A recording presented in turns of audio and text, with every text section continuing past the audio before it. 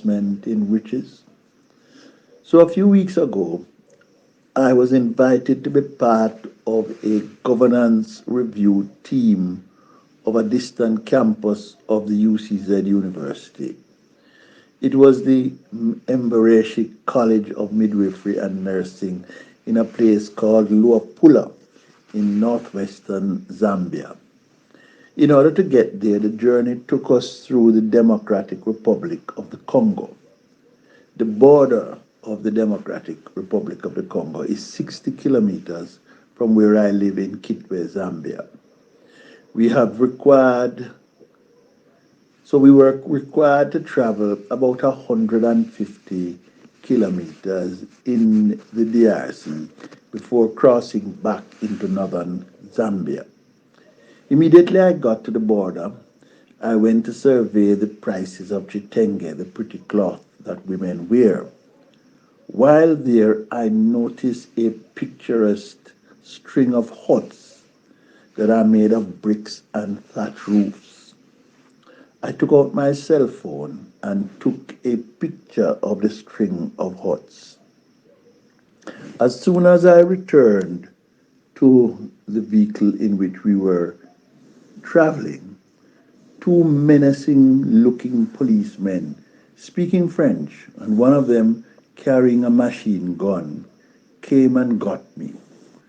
Perhaps it is more accurate to say they were detaining me, though I did not know it at the time.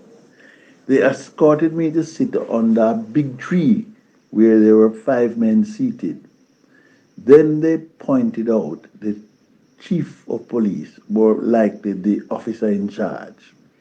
He continued to address me in French, and I was answering him in English, which he could not understand. They sought to confiscate my phone. I initially resisted, but discretion got the better part of valor, and I yielded up the cell phone.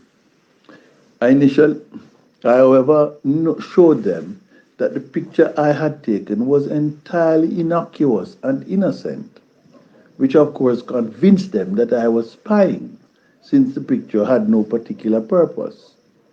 My traveling companions included the Vice Chancellor of the university, the Deputy Vice Chancellor, the head librarian, and the Deputy Registrar of the university, who was our driver, and myself complete the list. The VC intervened and began speaking to them in Bemba. They then moved me inside a building where it was pointed out that I only had a Jamaican passport, no visa for the DRC. So they demanded that I pay US $50 or 1,100 kwacha for a temporary visa. Then, since we were simply traveling by road, no one had taken a COVID-19 test. They required me to pay 300 kwacha for medical clearance, though no one examined me medically. And finally, they charged me 100 kwacha for taking a picture at the border. With the payment of this 1,500 kwacha, they returned my cell phone and released me. The entire ordeal lasted about half an hour. It is funny that on my way back home the following day, they said my visa had expired. So the same 1,100 kwacha became 700 kwacha, which is all I had. I got back home without further incident. I began reflecting. I began reflecting on to whom could I appeal if I believed that I was improperly handled at the border of the DRC. There is no sign of government at this border, but a uniform and a machine gun. The capital of DRC is in Kinshasa, which is 2,400 kilometers away, and there is no road to get there. One has to fly to Kinshasa.